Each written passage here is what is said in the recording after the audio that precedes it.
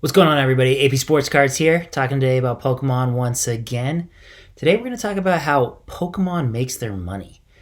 You might be asking, why do we care how Pokemon makes their money? Well, I was curious to see just how reliant Pokemon is on selling Pokemon cards to make money off of all of us.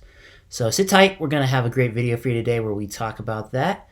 I think this all started, I went on Dakota's show on Sports Cards Anonymous a while back, and there was a really great comment in the comments section about Magic the Gathering and them printing serialized cards and whether or not we thought Pokemon would do the same. So I made a video about should Pokemon print serialized cards, and that was a video around the phrase should. Should they print serialized cards? Would it be good for collectors? Would it be good for Pokemon to do so?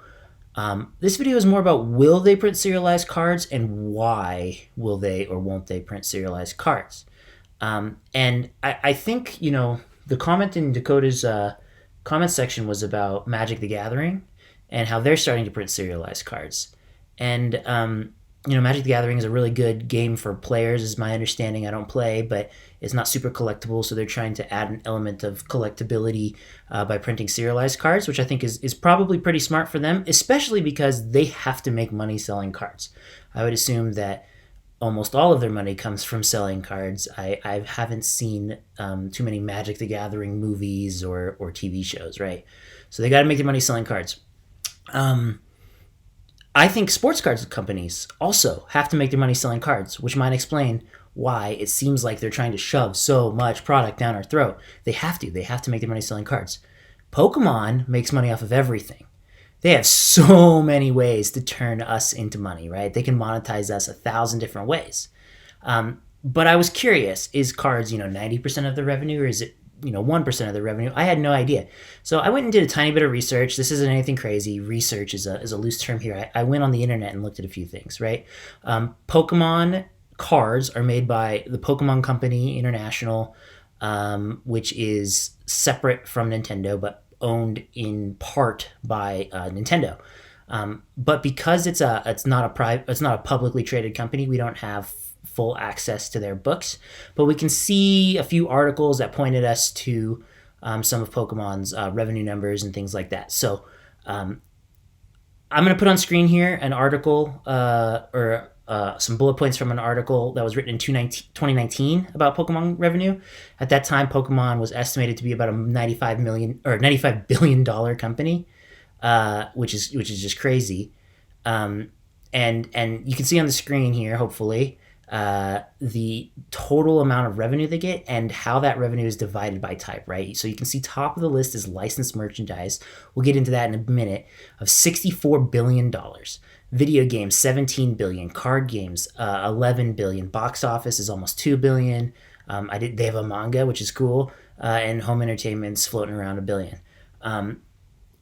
Those are some pretty good numbers. Here's kind of what it looks like in chart form, along with some of the other highest grossing media franchises of all time.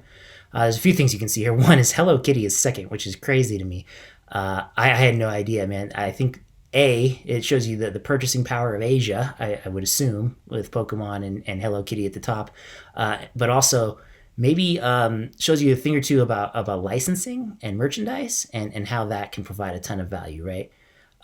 You can also see here in the chart that historically over the course of Pokemon's life, video games have higher sales than cards. Now, both of these numbers are from articles written in 2019 with data that's probably from 2018. So keep in mind that cards has probably grown over that time.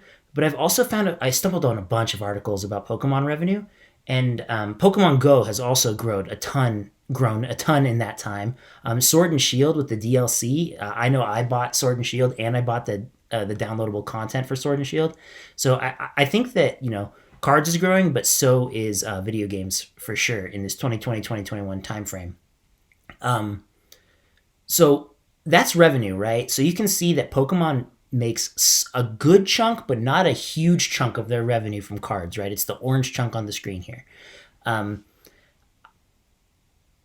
After we get done talking about revenue, we got to get down to brass tacks about what companies really, truly care about. And I would say, the number that they care about the most is not revenue, but profit, right? Companies don't need revenues as much as they need profit. And I'm going to venture to guess that the licensing and merchandise portions of Pokemon are crazy profitable, right? Creating cards requires significant amount of manufacturing and logistics. Creating games requires manufacturing and R&D, video games, things like that. Licensing out your brand has very little cost to Pokemon, right? By nature, licensing means someone else has to make the product, someone else has to distribute the product. All they're doing is paying you for this IP that you've created. So if you think about Pokemon, right, it's almost as if Pokemon uses cards and video games and potentially movies all as a marketing tool, right?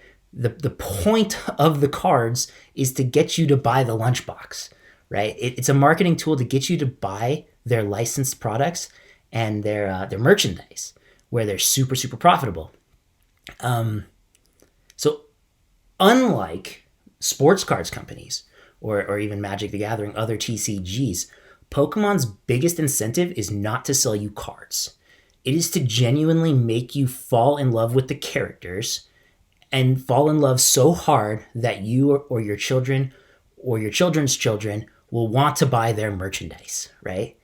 And so with those incentives, maybe that helps explain why I love the Pokemon cards so much, right?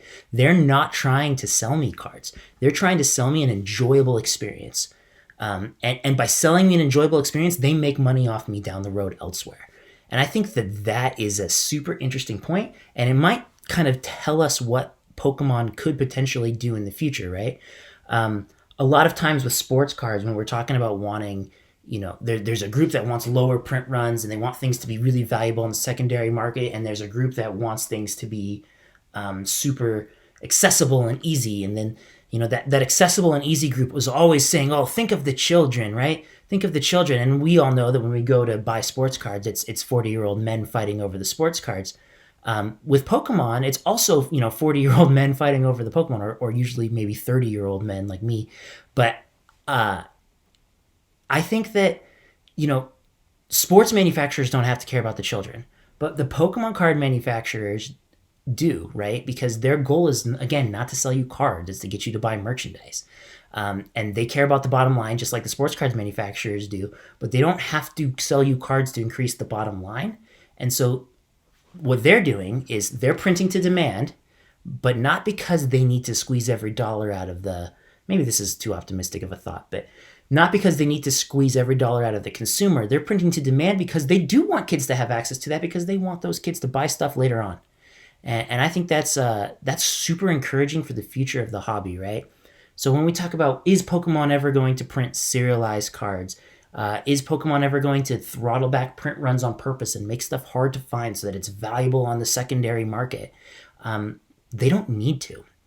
They don't need to. That doesn't mean they won't do it, but they don't need to, because they can make money off you elsewhere. So what might make them print serialized cards? It's not going to be like sports cards, where I have serialized cards so that I can create more boxes and give the illusion of rarity. Sports cards companies absolutely do that. Pokemon would only print serialized cards if they think that serialized cards will make you enjoy the game more, which means they'll print them in a way that's enjoyable.